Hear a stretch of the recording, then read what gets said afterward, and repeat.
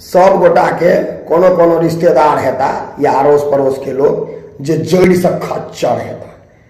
मतलब जखने अहाँके देखता कतौ कि बौआ अब आगा की करबहक, आब तक ग्रेजुएशनो भ गेल, पढ़ाई लिखाई कंप्लीट छ, नौकरी के की सोचलक है, मतलब जखन देखत तखन टोक देत।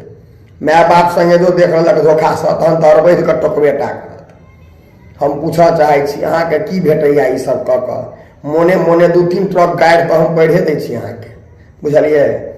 आ पहिल बात जे अपन पिताजी के हम खा रहल छियन, अहाँके कमायल तऽ नहीं गिरै छी जे अहाँके एते दुख दर्द भ रहल है। हमरा चाहिए से पहले अपन बालक के देख लियो, बुझलिए।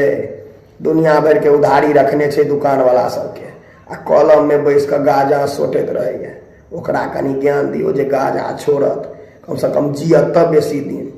लेकिन अहाँके ओहि बेर में तऽ ज्ञान फुस आ सबटा ज्ञान हमरे ले हे। एना नहीं टोकल करू, कहै छी कसम से नहीं नीक लगैया।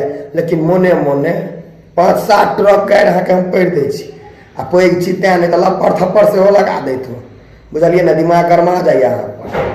चाचा आदत सुधार न लियो, क्या एना करै छियै? उमर भेल आब एकटा, बुढ़ारी में हड्डी टूटे छै तऽ जुटबो नहीं करै छै।